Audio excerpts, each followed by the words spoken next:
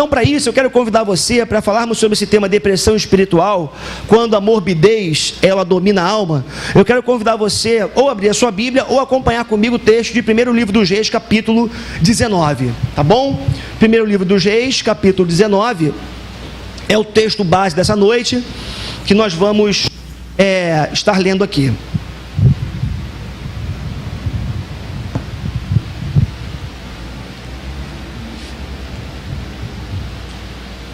Vamos então ao nosso texto. O rei Acabe contou à sua esposa Jezabel tudo o que Elias havia feito e como havia matado à espada todos os profetas de Baal. Aí ela mandou um mensageiro a Elias com o seguinte recado: que os deuses me matem, se até amanhã a esta hora eu não fizer com você o mesmo que você fez com os profetas. Elias ficou com medo e, para salvar a vida, fugiu com o seu ajudante para a cidade de Berseba, que ficava na região de Judá. Deixou ali o seu ajudante e foi para o deserto, andando um dia inteiro. Aí parou, sentou-se na sombra de uma árvore e teve vontade de morrer. Então orou assim: já chega, ó Senhor Deus, acaba agora com a minha vida.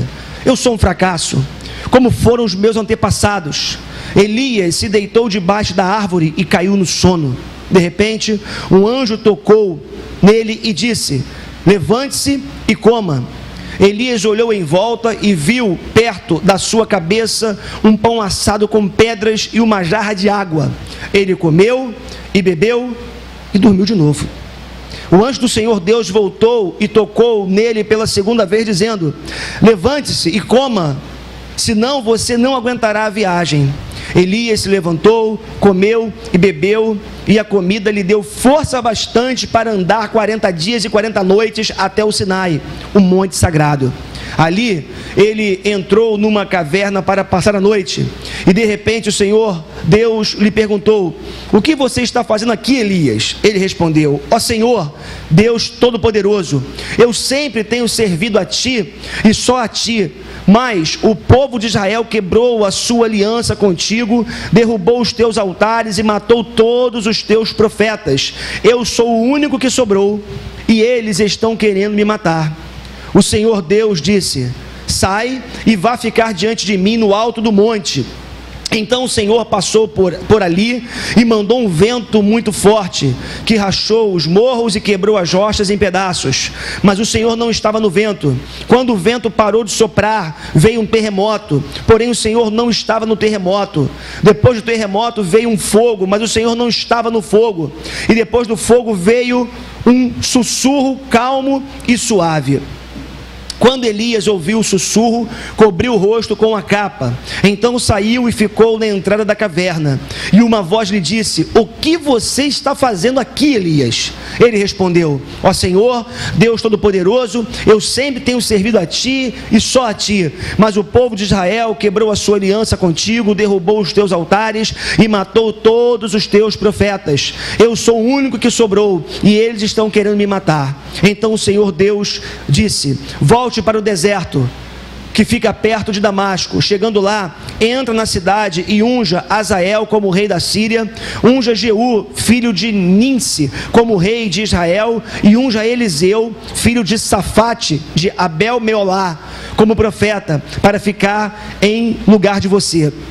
As pessoas que não forem mortas por Azael serão mortas por Jeú, e todos os que escaparem de Jeú serão mortos por Eliseu. Mas eu deixarei 7.000 pessoas vivas em Israel, isto é, todos aqueles que não adoraram o Deus Baal e não beijaram a sua imagem. Feche os seus olhos. Quero orar com você mais uma vez. Senhor, como eu preciso da tua graça e misericórdia nessa noite, Senhor. E como o teu povo que veio até esse lugar também precisa dela. Deus, em nome de Jesus, fala conosco. Talvez entre nós haja pessoas vivendo exatamente o que o profeta Elias viveu nesse momento da sua vida. E a minha oração, tanto por mim quanto para os meus irmãos, é pedindo que o Senhor nos cure. É pedindo que o Senhor traga restauração para a nossa alma. A minha oração é no sentido do Senhor trazer luz para as nossas trevas, o Senhor trazer motivação para a nossa falta de motivação, e que nessa noite haja um agir poderoso, sobrenatural do Senhor no mais íntimo do nosso ser, naquele lugar onde as motivações nascem, aquele lugar onde só o Senhor habita e só o Senhor pode tocar. Faz assim nessa noite, Deus. Fala conosco por meio da Tua palavra, no nome santo de Jesus, o Teu Filho amado. Assim oramos. Amém e amém. Louvado seja o nome do Senhor. Irmãos, eu quero começar essa mensagem nessa noite fazendo uma afirmação que é a seguinte: há muitos cristãos que dão a impressão de serem infelizes, estão abatidos, suas almas estão perturbadas dentro deles. Eu vou repetir: há muitos cristãos que dão a impressão de serem infelizes, estão abatidos, suas almas estão perturbadas dentro deles. São infelizes, estão abatidos e suas almas estão perturbadas dentro deles.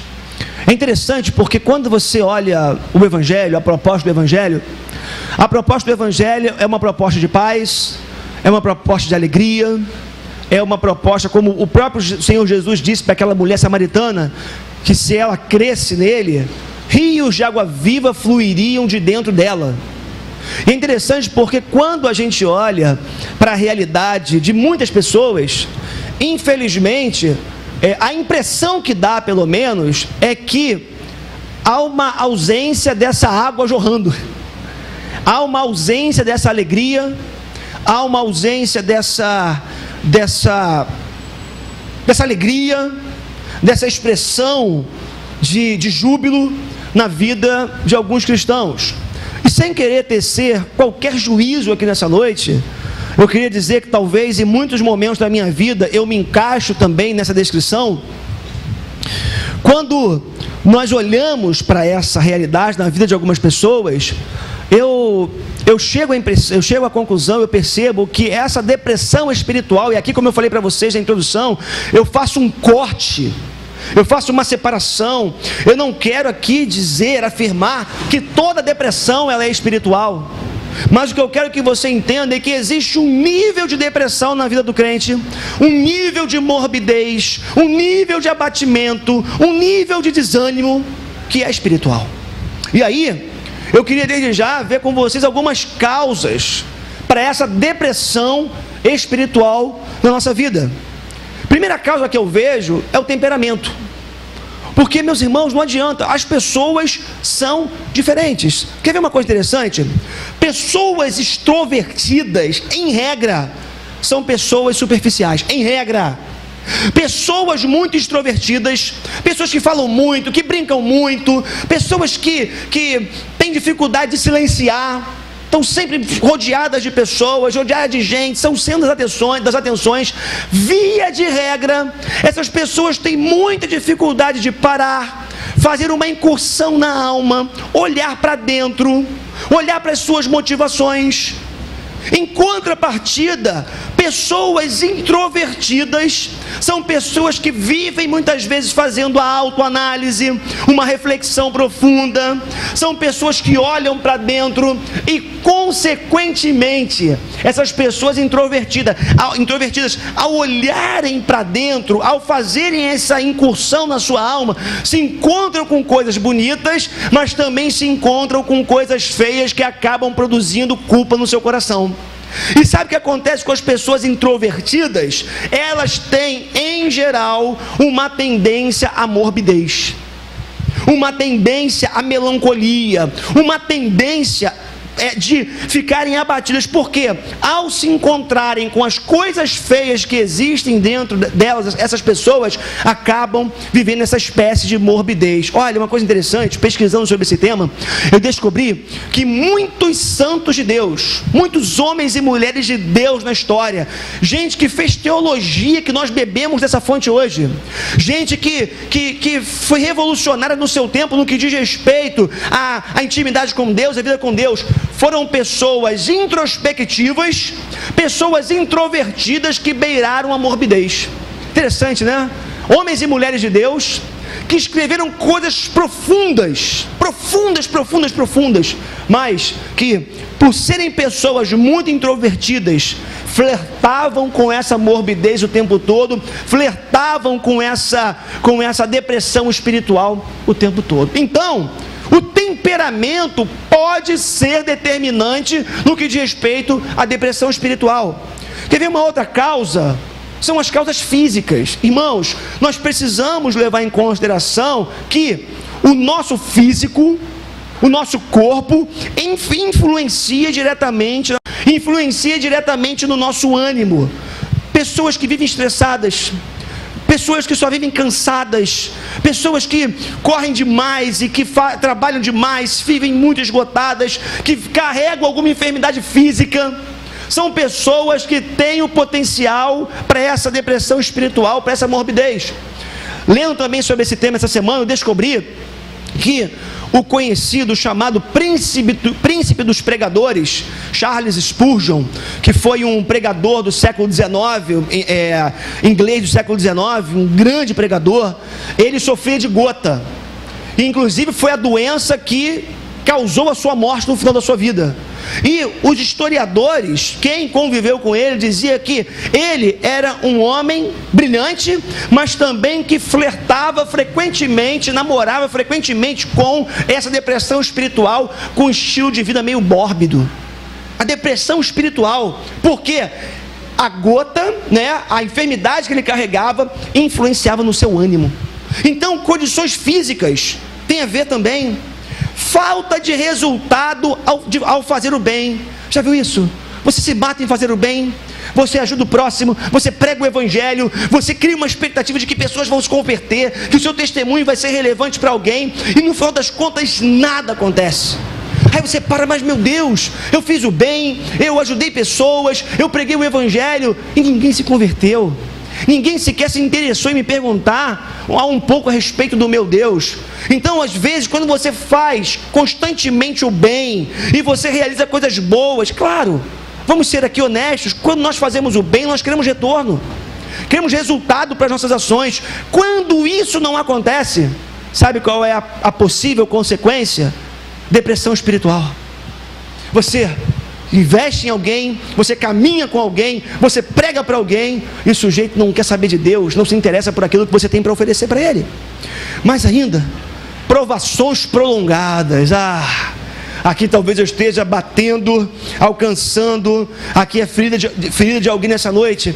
Quando passamos por algumas provações prolongadas, por provação prolongada, entenda, quando você prolonga no tempo algum sofrimento, você passa por algum problema, alguma privação, alguma situação difícil na sua vida, e você, por algum motivo, você não vê nada acontecendo, nada melhorando. As provações prolongadas têm o poder, muitas vezes, de produzir em nós, gerar em nós essa depressão espiritual. Mas Deus, como é que você pode permitir isso? Deus, como é que nada muda na minha vida? Como que as coisas não acontecem? Eu oro tanto, eu busco tanto, e o Senhor não olha para mim?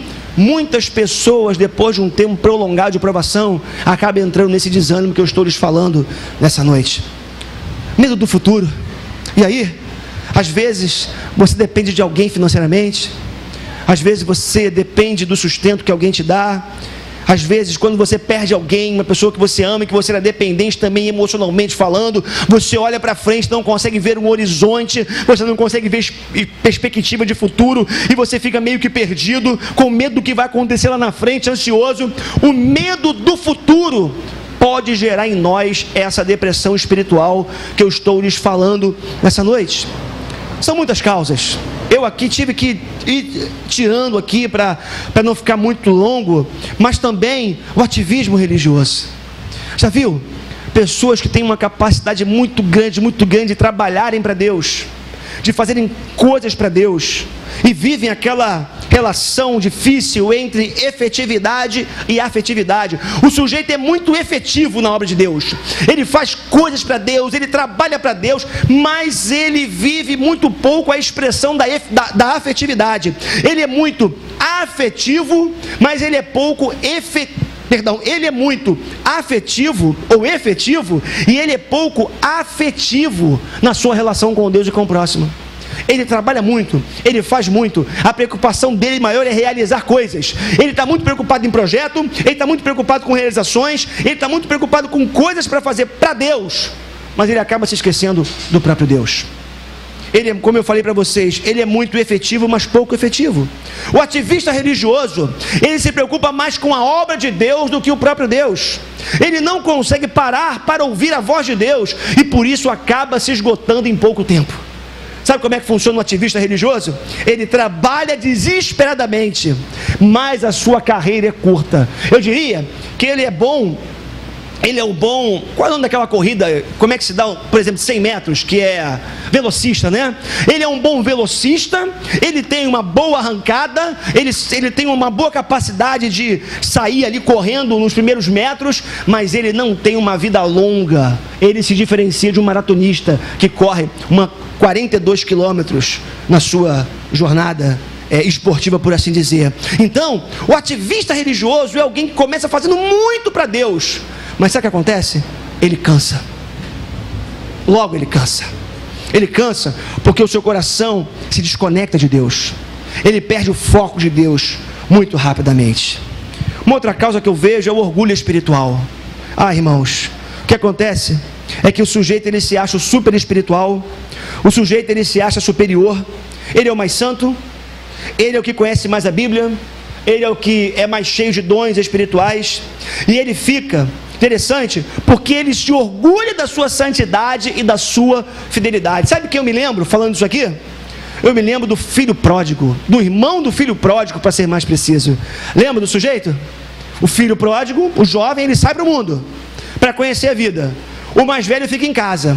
Quando o filho mais novo chega e o pai o recebe de braços abertos, ele começa a reclamar: olha, esse teu filho, não era irmão dele não, né? Esse teu filho, ele saiu e gastou o nosso dinheiro, os nossos bens, como que agora, pai, você o recebe de braços abertos? Sabe o que acontece com o filho mais velho? Talvez ele fosse muito mais carecedor da misericórdia de Deus do que o filho mais novo, por uma razão muito simples. Ele ficou em casa, e o Marcelo diz isso aqui de manhã de alguma forma, mas talvez ele não foi por falta de coragem.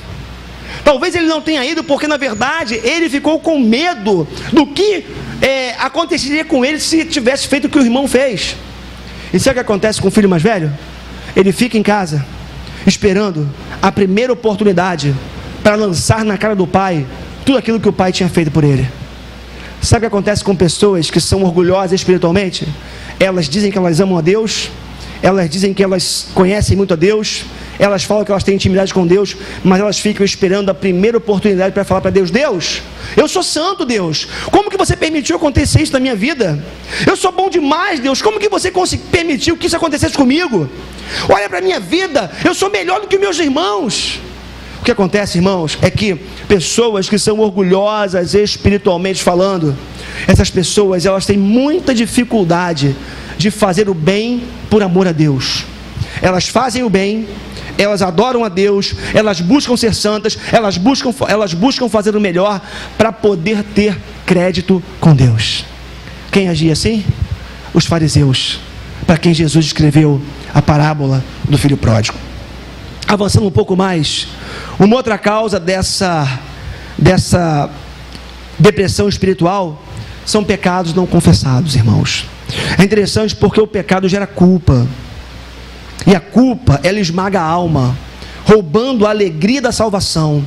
É por isso que o salmista, no Salmo 32, ele ora pedindo que Deus restaurasse nele a alegria da salvação. Ele fala: enquanto eu calei o meu pecado, os meus ossos secaram, mas quando eu confessei os meus pecados, ele fala, a minha alma ficou leve. E aqui estou parafraseando o texto: a minha alma ficou em paz. Eu fiquei, uma vez perdoado, eu me senti em paz com Deus, em paz comigo mesmo. O salmista fala. Sabe por quê, irmãos? O pecado tem o poder de esmagar a nossa alma. O pecado gera esfriamento espiritual. O pecado faz com que nós percamos o interesse pelas coisas de Deus, pelas coisas espirituais. É por isso que a confissão se faz extremamente necessária, se nós quisermos ter vida espiritual, vida abundante na presença de Deus. E mais uma causa que eu vejo são, ou podemos dizer que é a reação ao extraordinário. Entenda isso, porque também tem muito a ver com o texto que nós já lemos essa noite. Receber uma grande bênção, ou ter uma experiência fora do comum, deve ser motivo de redobrarmos a nossa vigilância. Sabe por quê? Porque é muito comum experimentarmos um nível de depressão depois que isso acontece. Não sei se você já viveu isso, já experimentou isso. Depois de uma grande bênção recebida, depois de experimentar um extraordinário de Deus na sua vida, você entra meio que numa apatia, numa morbidez espiritual, num desânimo espiritual. E aí alguém já disse que por causa disso, se faz muito necessário, depois que nós experimentamos algo extraordinário de Deus, nós entrarmos em vigilância. Não estou dizendo que algumas pessoas são assim, né? Pensam assim, aconteceu uma coisa boa comigo, e lá vem uma coisa ruim na sequência. Olha, está tudo bom demais. Se está tudo bom demais, deixa eu tomar cuidado, porque alguma coisa ruim vai acontecer. Eu não estou dizendo isso. O que eu estou querendo dizer, e eu queria que você pudesse entender, é como se houvesse na nossa alma, entenda isso, um dispositivo que detectasse a saciedade e o contentamento dentro de nós. Calma lá. Olha só, a impressão que me dá é que antes da bênção, do extraordinário acontecer, nós ficamos de prontidão, ficamos alerta, ficamos buscando a Deus em oração. Mas depois que nós recebemos uma bênção de Deus, é comum a nossa alma descansar. É comum a nossa alma perder a prontidão. Sabe por quê? Parece que é esse dispositivo de saciedade e contentamento dentro da nossa alma. A bênção chegou, o extraordinário aconteceu, esse dispositivo na alma é acionado e a gente entra num relaxamento, desfrutando daquela bênção. E aí, meus irmãos, sabe o que acontece? Parece, e eu falo isso por experiência própria, já vivi isso, depois de receber uma grande bênção de Deus, entrar numa semana de apatia, de luta na alma, de provação na minha alma, depois de ter recebido uma grande bênção de Deus. E aí, fazendo uma incursão, fazendo uma análise da minha alma, do meu coração, olhando para dentro, perceber que eu acabei, por assim dizer, baixando a guarda, porque fui alcançado pela bênção que eu tanto esperava, ou recebi a bênção que eu tanto esperava. Então, reação ao extraordinário pode gerar uma apatia, uma morbidez, a depressão espiritual dentro de nós. E ainda, não podemos não falar dos ataques do diabo. A Bíblia fala que o diabo, ele é o devorador e ele ruge como um leão. Está ao derredor, ele ruge como um leão. É tão interessante isso. O diabo faz muito barulho. O diabo, ele, em última análise, só pode tocar na nossa vida com a permissão e a autorização de Deus. O diabo só toca na vida do discípulo de Jesus com a autorização do soberano do universo, que é o nosso Deus. Agora, ele faz muito barulho. E sabe o que acontece? Muitas vezes, não tem as garras do diabo dentro da gente, mas tem um barulho do rugido dele, provocando medo nos crentes. E às vezes, o simples rumor de provação, de luta, já é o suficiente para gerar um abatimento na vida do crente. O diabo está rugindo, a gente morre de medo com o rugir dele. É uma ameaça que você sofre no seu trabalho, é um início de perseguição que você começa a sofrer, é um diagnóstico não preciso ainda, não definitivo, de uma enfermidade que você recebe. Às vezes é só o rugir do leão, não são as garras dele tocando em você, não são as presas dele tocando em você, é o rugido dele. E o rugido do leão tem o poder de produzir medo, morbidez e depressão espiritual. O profeta Elias foi alguém que viveu muitas dessas experiências na sua vida. E sabe quais foram as experiências que o profeta viveu na sua vida prática? Falando agora no texto que nós lemos nessa noite, Elias, ele vinha de experiências extraordinárias com Deus. Olha só comigo no capítulo 18, um capítulo anterior ao que nós lemos, dos versos 36 ao 38. Quando chegou a hora do sacrifício da tarde, o profeta Elias chegou perto do altar e orou assim: ó Senhor, Deus de Abraão, de Isaque e de Jacó, prova agora que és Deus de Israel, e que eu sou teu servo, e que fiz tudo isso de acordo com a tua ordem. Responde-me, ó Senhor, responde-me para que este povo saiba que tu, o Senhor, é Deus que estás trazendo este povo de volta para ti.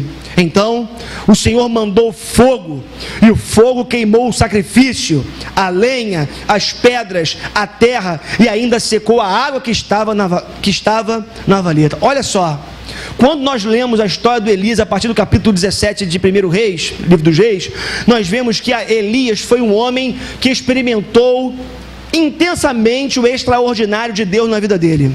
E a última ação, entre aspas, de Elias, que nós vemos que foi essa no capítulo 18, foi quando Deus o usa para acabar com o culto a Baal. E o texto diz que Elias faz um sacrifício, faz um culto, ele ora a Deus, e Deus manda fogo do céu. Irmãos, pensa só, o céu se abrindo, depois de uma oração sua, fogo descendo do céu, o extraordinário acontecendo na sua vida. Foi isso que aconteceu na vida do Elias. E sabe o que aconteceu? Antes de viver esse momento de morbidez espiritual, esse momento de depressão espiritual, o Elias havia experimentado um grande, extraordinário de Deus na sua vida. Como eu falei para vocês, meus irmãos, muitas vezes isso acontece com a gente. Depois de momentos maravilhosos com Deus, de bênçãos maravilhosas, essa morbidez acaba entrando na nossa alma. Sabe uma outra coisa que eu vejo na vida do Elias que aconteceu, que eu entendo ao ler esse texto, provocaram essa depressão espiritual na vida dele? Elias estava começando a alimentar o orgulho espiritual no seu coração. Que perigo, irmãos. Olha só que nós encontramos no livro, no capítulo que nós lemos hoje, no verso 14, no capítulo 19 de 1 Reis. Ó Senhor, Deus Todo-Poderoso, eu sempre tenho servido a Ti, e só a Ti. Mas o povo de Israel quebrou a sua aliança contigo, derrubou os teus altares e matou todos os teus profetas. Eu sou o único que sobrou, e eles estão... Olha a ousadia do profeta. Deus, está todo mundo arruinado, ninguém busca o Senhor, ninguém quer saber do Senhor, eu sou o único que te busca. Eu sou o único santo, eu sou o único certo, eu sou o único bom, eu sou o único cheio de dons e de talentos que posso servir ao Senhor. O que eu percebo nesse texto é que o profeta estava começando a viver uma espécie de orgulho espiritual no seu ministério. E como eu falei para vocês, o orgulho espiritual, ele pode ser uma causa de um abatimento posterior. Sabe por quê? Porque lá pelas tantas, depois de se achar o tal, você percebe que você não é nada. E quando você percebe que você não é nada, a frustração entra na sua alma e você entra no estado de abatimento. Mas eu percebo mais. Eu percebo também que Elias havia tentado engessar o agir de Deus. Isso é interessante, irmãos. Nós temos uma capacidade de achar que Deus só age de uma maneira. Olha como é que a gente funciona. Se Deus... Olha, é interessante porque eu ouso dizer que hoje, nos nossos dias, existem muitas igrejas que nasceram a partir da experiência que alguém teve. É mais ou menos assim. O sujeito tem uma experiência com Deus, certo? Uma maneira de Deus agir na vida dele.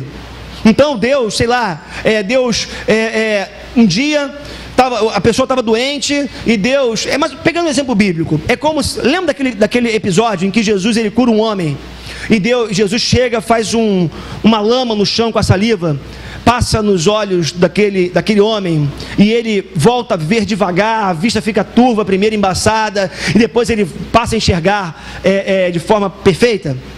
É mais ou menos assim, a gente achar de que porque Jesus fez aquela lama ali no chão com a saliva e curou aquela pessoa da cegueira daquela forma, é a gente reduzir o agir de Deus a uma única maneira.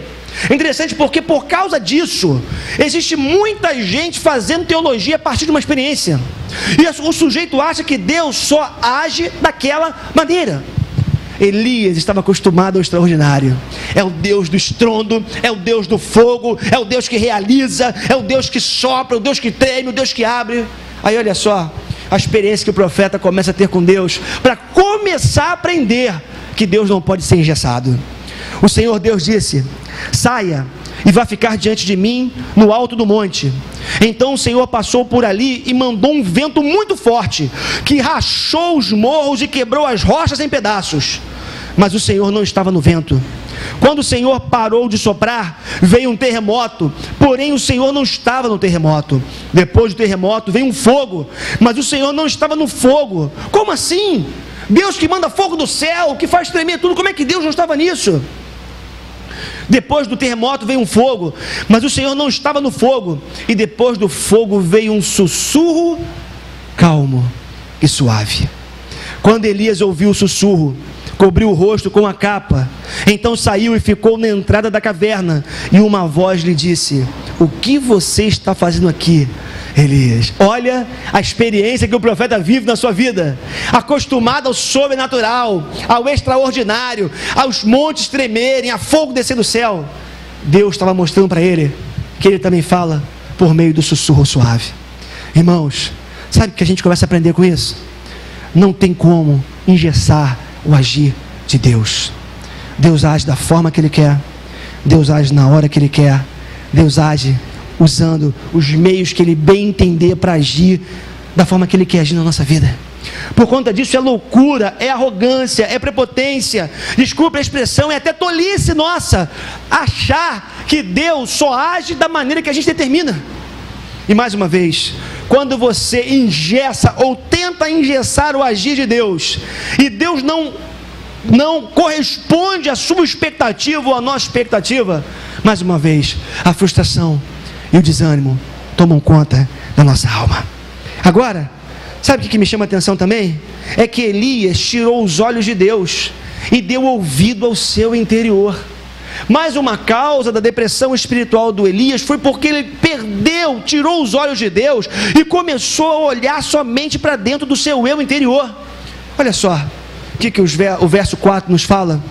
E foi para o deserto, andando um dia inteiro.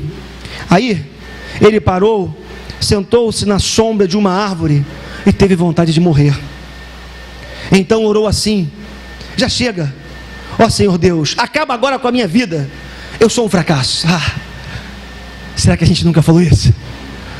Eu acho que semana passada eu já falei isso. Eu sou um fracasso. Deus, eu não sirvo para nada. Não tem jeito. Deus, eu sou um fracasso. Como foram os meus antepassados. Eu não sirvo para coisa alguma. Eu sou um pecador miserável. A minha vida não tem jeito. Nada que eu faço dá certo. Elias começou a olhar para dentro. E olhar para dentro. Ele é para dentro do seu eu arrasado. E esse ensimesmamento do Elias, esse olhar, né, o fato dele ter virado o seu olho para dentro do seu corpo, para dentro da sua alma, fez com que ele se encontrasse com coisas que não tinham poder de produzir crescimento na sua vida. Calma lá, eu não estou dizendo que você não tem que fazer incursão na sua alma. Eu não estou dizendo que você não tem que olhar para dentro. Eu não estou dizendo que a autoanálise não seja importante. O que eu estou dizendo é que pessoas que vivem essa morbidez que eu estou falando para vocês, muitas vezes elas vivem para se analisar. Elas vivem para olhar para dentro. Elas perdem a capacidade de olhar para Deus e lançam o seu olhar para dentro e não conseguem tirar os olhos de dentro de si mesmas. Sabe o que acontece, meus irmãos? Sabe o que acontece? Toda vez que a gente lança o olhar somente para dentro e não vai para o colo do Pai, a gente se arrebenta emocionalmente.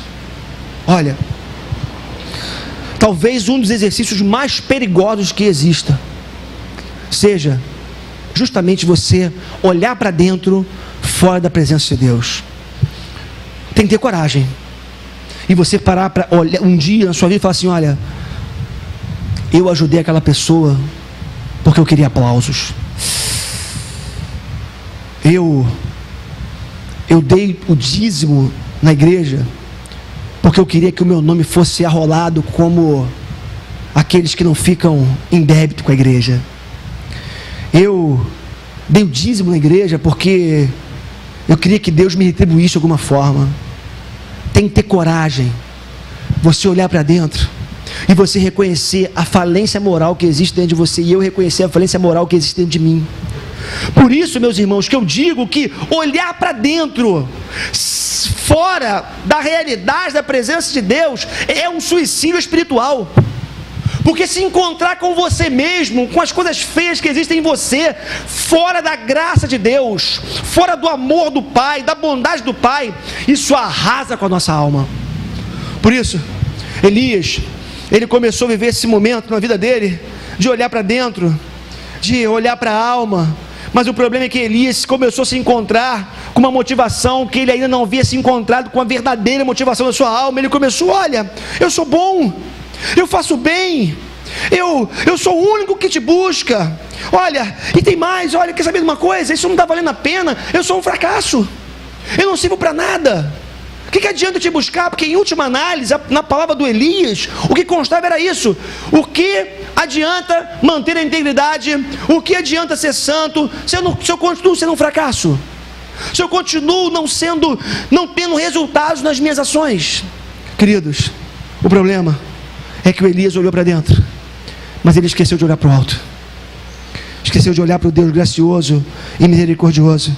Ele fala: já chega, ó Senhor Deus, acaba agora com a minha vida, eu sou um fracasso, como foram os meus antepassados. Sabe quais foram os sintomas da depressão do profeta? Primeiro, ele teve medo. Um homem que havia matado 850 profetas, 850 profetas, matou o filho da espada.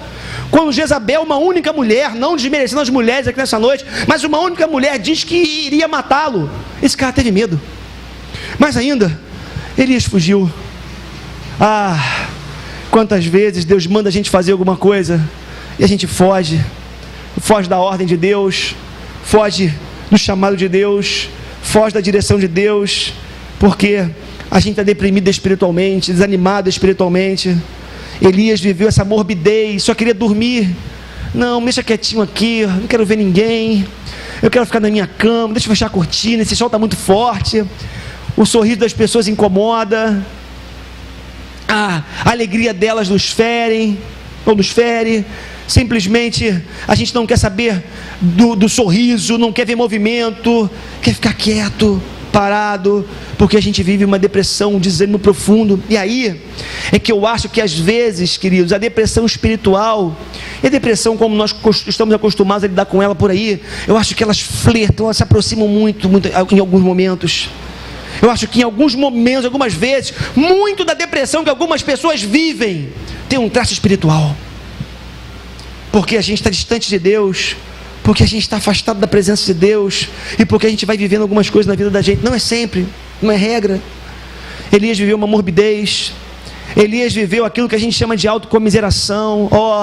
Coitado de mim, eu sou bom, eu faço, eu sou o único, eu sou santo, eu estou aqui, eu sou o único que te busca, eu sou o único que te ama. Deus, é autocomiseração, a gente se fazia de coitadinho.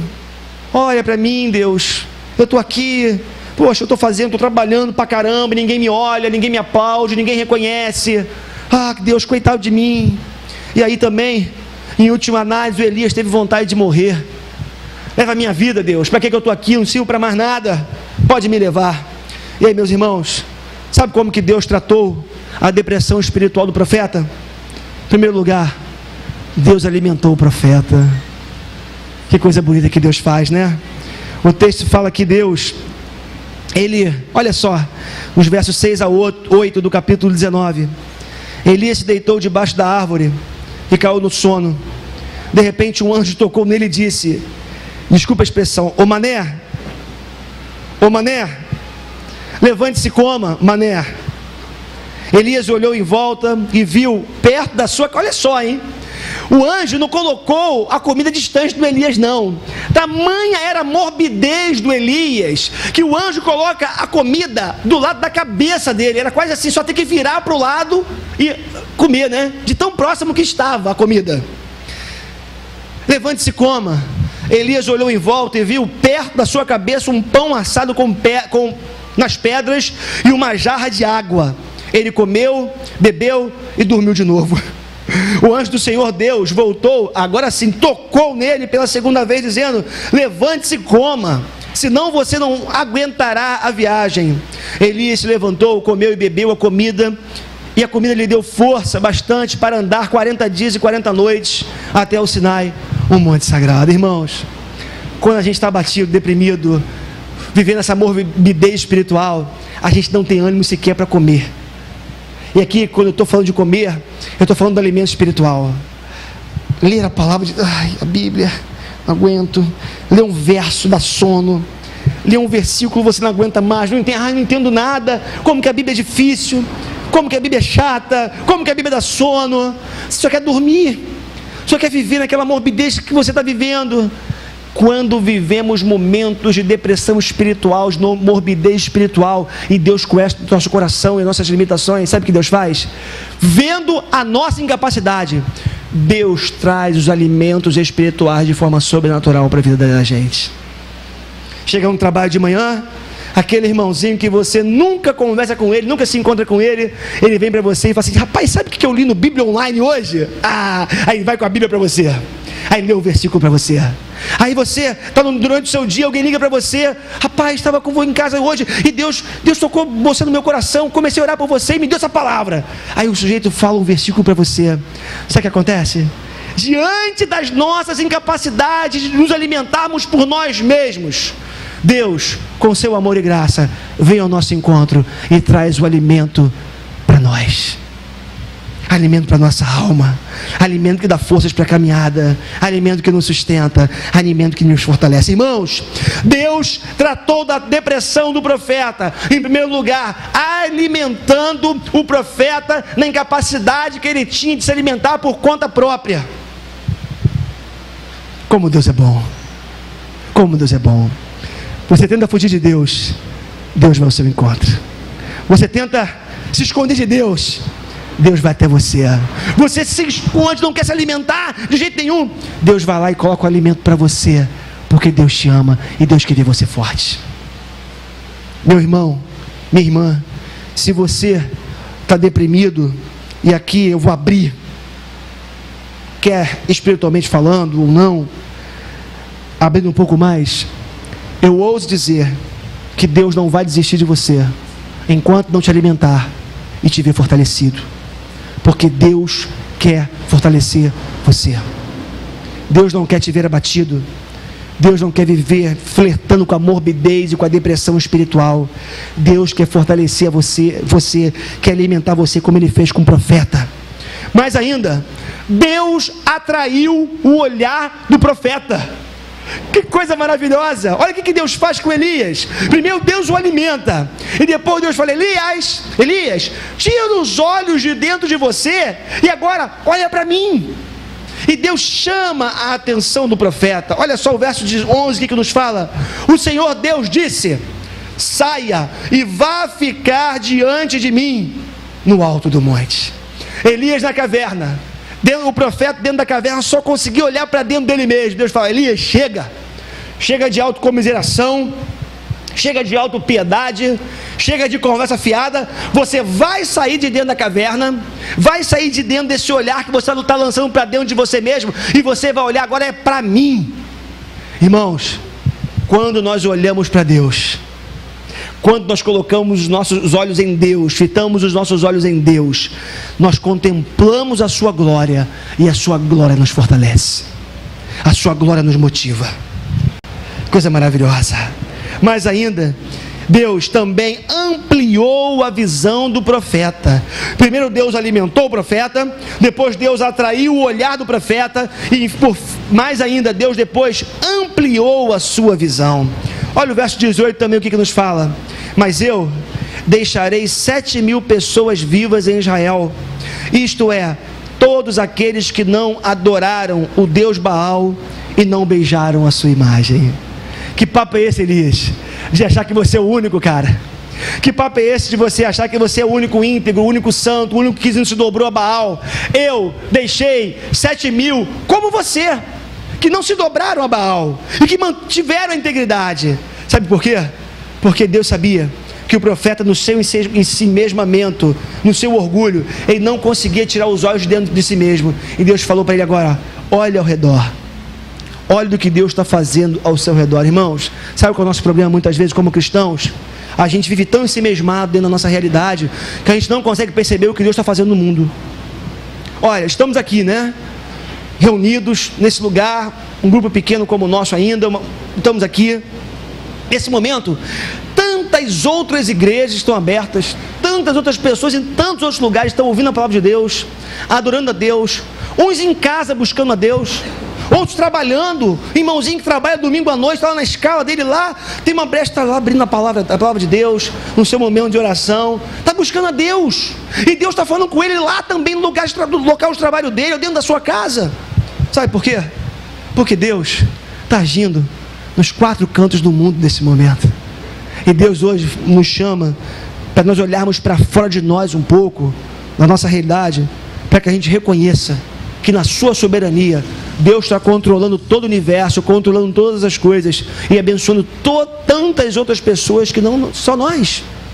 Quantas pessoas santas existem além de nós, quantas pessoas íntegras existem além de nós, quantas pessoas estão fazendo bem por aí, e isso faz com que a gente entenda que precisamos tirar um pouco os olhos de nós mesmos, porque quando nós colocamos demasiadamente os olhos dentro de nós, dentro da gente, a gente vive, como eu falei para vocês, em si mesmados, e não conseguimos ver a glória de Deus, as bênçãos de Deus, que tem tanto poder de alimentar nossa alma também. E mais ainda, Deus reprovou a sua religiosidade, chamando para a devocionalidade. Irmãos, sabe por que tem muito crente vivendo depressão espiritual? Porque é religioso demais. Que isso, pastor? Como é que religião pode fazer com que o sujeito viva na depressão? Eu estou falando da religiosidade, eu estou falando do formalismo, eu estou falando daquilo que eu dizia para vocês, de tentar engessar o agir de Deus. Sabe por quê? Olha o que Deus vai fazer com Elias. Não é isso. Olha o que Deus vai tentar fazer com Elias. Quando Elias ouviu o sussurro, cobriu o rosto com a capa, então saiu e ficou na entrada da caverna, e uma voz lhe disse: o que você está fazendo aqui, Elias? Deus perguntou 2 vezes isso para Elias: o que você está fazendo aqui? Então o Senhor Deus disse: volte para o deserto que fica perto de Damasco. Chegando lá, entre na cidade e unja Azael como rei da Síria. Olha para mim aqui um minuto. Elias, depois que ele sai debaixo daquele pé de zimbro, daquela árvore, no primeiro estágio da depressão dele, e Deus manda que ele saia e ele caminhe e ele se alimenta, Elias ele vai para o Monte Sinai. O Monte Sinai era a maior referência, como é até hoje, uma das maiores, se não a maior referência para o povo de Israel. Quando Elias vai para o Monte Sinai, ele sabia que Deus havia se revelado a Moisés naquele monte. Ele sabia que aquele monte era uma referência religiosa para o povo de Israel. Ele sabia que aquele lugar, de alguma forma, dentro do contexto deles, era um lugar sagrado. E ele vai para aquele lugar buscando refúgio. Olha que coisa interessante. Tem muita gente que entra na religiosidade buscando refúgio para sua alma. Ela acha que frequentar uma igreja dominicalmente vai trazer refúgio para sua alma, vai gerar uma zona de conforto. Ela acha que, de alguma forma, viver nesse ambiente, entre aspas, sagrado, separado, produz uma zona de conforto para ela, que traz conforto, para assim dizer, para a sua alma. O que o Elias estava fazendo era se refugiar justamente no lugar que era um símbolo da religiosidade para o povo de Israel. Sabe o que Deus fala para o profeta? Elias, curtiu a caverna? Curtiu o Monte Sinai? Curtiu a igreja? Agora você vai para o deserto. Sabe por quê? Porque à luz da história, nós sabemos também que foi no deserto que Deus se revelou para muitos homens e mulheres de Deus. Que negócio é esse de você ficar se refugiando, buscando zona de conforto, buscando lugar de segurança para a sua alma? Você precisa ir para o deserto, porque o deserto é o lugar da minha presença, o deserto é o lugar da minha manifestação, o deserto é o lugar que eu falo, que eu provo, que eu me manifesto. É lá que eu quero você, Elias. Deus estava chamando Elias para a intimidade, Elias para a comunhão. Que coisa bonita ver a preocupação de Deus com o profeta. E por fim, Deus mandou o profeta fazer o seu trabalho. Está deprimido, Elias? Está cansado? Está abatido? Está desanimado? Vai fazer o seu trabalho de profeta, porque o seu trabalho de profeta vai curar a sua alma. Olha o que Deus fala para ele nos versos 15 e 16. Então o Senhor Deus disse: volte para o deserto que fica perto de Damasco.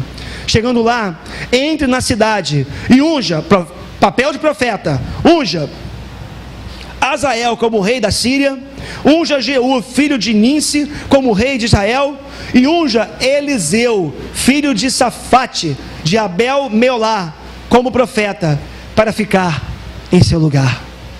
Olha o que Deus fala para ele. Você está abatido? Você está vivendo essa morbidez aí, que não quer sequer sair do lugar?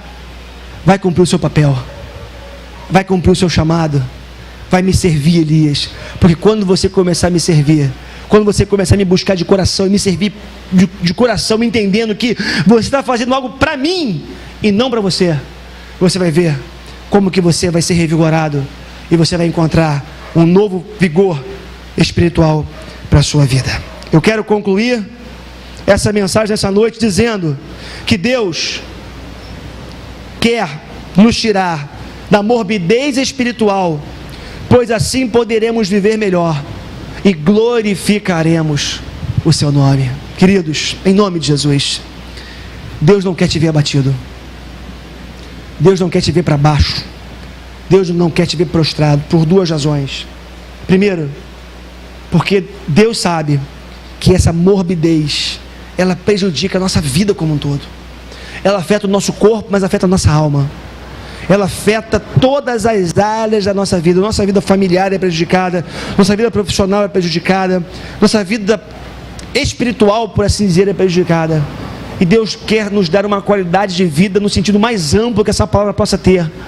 Mas também, quando nós somos vivificados, renovados, revigorados na presença de Deus, o nome de Deus é glorificado.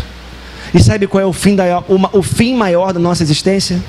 Como dizem os nossos catecismos, é a glorificação do nome de Deus. Glorificar a Deus é a razão maior da nossa existência. Meu irmão e minha irmã, a vontade de Deus para a minha vida e para a sua vida hoje é glorificar o nome dEle por meio do vigor espiritual, da afetividade, da efetividade de uma vida na presença dEle. Hoje Deus quer fazer isso comigo, hoje Deus quer fazer com você. Ele livrou o profeta da morbidez espiritual, da depressão espiritual, e hoje, o mesmo Deus que esteve com Elias no Monte Sinai, está aqui nesse lugar, estendendo a mão para você e falando: filho, sai, vem para fora, porque eu quero usar você, eu quero renovar você, eu quero abençoar a sua vida. Vamos ficar de pé?